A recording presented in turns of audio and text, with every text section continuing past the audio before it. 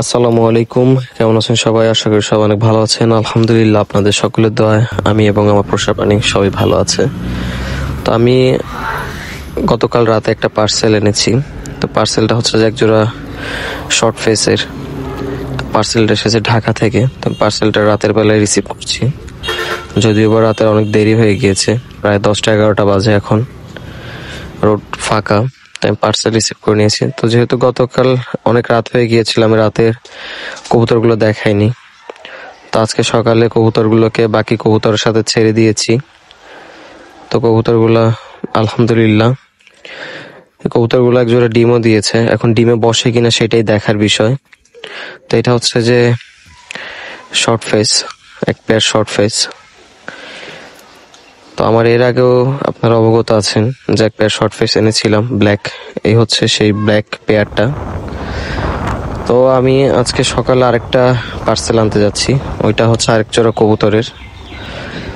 তো আমি যাচ্ছি, গিয়ে পার্সেলটা রিসিভ করব। পার্সেলটা আসছে নাটোর থেকে। নাটোর থেকে কাজিরহাট আসবে, আর কাজিরহাট থেকে আমার এক পরিচিত লোক, সে আমাদের আরিচা ঘাটে স্পিড বোর্ডে করে পাঠিয়ে দিবে। আমি আরিচা ঘাটের যে স্পিড বোর্ড ঘাট আছে, আমি ঘাট থেকে পার্সেলটা রিসিভ করে নিব। তো আমি যাচ্ছি, গিয়েই পার্সেলটা রিসিভ করে আপনাদের সাথে দেখাবো পার্সেলটা। তো আলহামদুলিল্লাহ পার্সেলটা রিসিভ করেছি। রিসিভ করে আমি যত তাড়াতাড়ি সম্ভব যাচ্ছি, কারণ নাটোর থেকে আমাদের জেলার দূরত্ব যথেষ্ট, প্রায় 2-3 ঘন্টার একটা দূরত্ব। তা আবার কিছুটা পথ স্পিড বোর্ডে করে এসেছে, একটু সময় নিয়ে এসেছে। ওই কারণে আমি চেষ্টা করছি যত তাড়াতাড়ি সম্ভব বাড়িতে গিয়ে পাখিগুলোকে আনবক্স করার জন্য। তো আমি পার্সেল খুলছি, দেখবো বাচ্চার কন্ডিশনগুলো কেমন। তো এই পেয়ারটা হচ্ছে একদম 04-এর এক পেয়ার বাচ্চা। এটা হচ্ছে প্রমিনিয়ান পোটার, একদম জেড ব্ল্যাক, ফুল ব্ল্যাক হবে বডি। যদিও এখনো বাচ্চা, চিচি করে, সবেমাত্র খাওয়া শিখেছে। এই বেবিগুলোর প্যারেন্টস হচ্ছে ডান পাশের স্ক্রিনে যে পেয়ারটা দেখছেন, সেটা হচ্ছে যে বেবির প্যারেন্টস। এই যে দেখতে পাচ্ছেন মাথার উপরে গোল্ডেন কালার যে লোমগুলা, সেগুলো দেখতে পাচ্ছেন, আর পায়ের লোমগুলা মাশাআল্লাহ।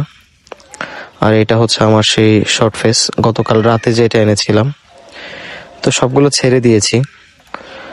আর এগুলা যেহেতু কেজে পালে, তো এগুলা অতটা উঠতে পারে না, তো সেই ক্ষেত্রে উড়ে চলে যাওয়ার সম্ভাবনাও নাই। আর ওইদিকে হচ্ছে আমার সেই ম্যাকপাই পোটারটা ডিম দিয়ে বসে আছে। তো এর আগে আমি দেখিয়েছিলাম যে আমার কবুতরের ডিমে বসানোর হাড়িও ছিল না বা পাত্রও ছিল না। আমি গতকাল রাতে 4টা এরকম পাত্র এনেছি প্লাস্টিকের, যেগুলা ডিম বাচ্চা করে কবুতর। তো যে পরিমাণে গরম, কবুতরকে খাবার দিতে হবে খুব হিসাব করে, স্যালাইন পানি দিতে হয় নিয়ম করে, খাবারের খুব একটা নিয়ম শৃঙ্খলা করে দিতে হয়। তো এটা হচ্ছে আমার সেই ম্যাকপাই পোটারটা, ডিমে বসে আছে। আর এটা হচ্ছে গতকাল রাতে যে শর্ট ফেস এনেছি, সেই শর্ট ফেসের ডিম। এখনো ডিমে বসেনি, বা হয়তো নতুন জায়গা বসতে সময় লাগবে।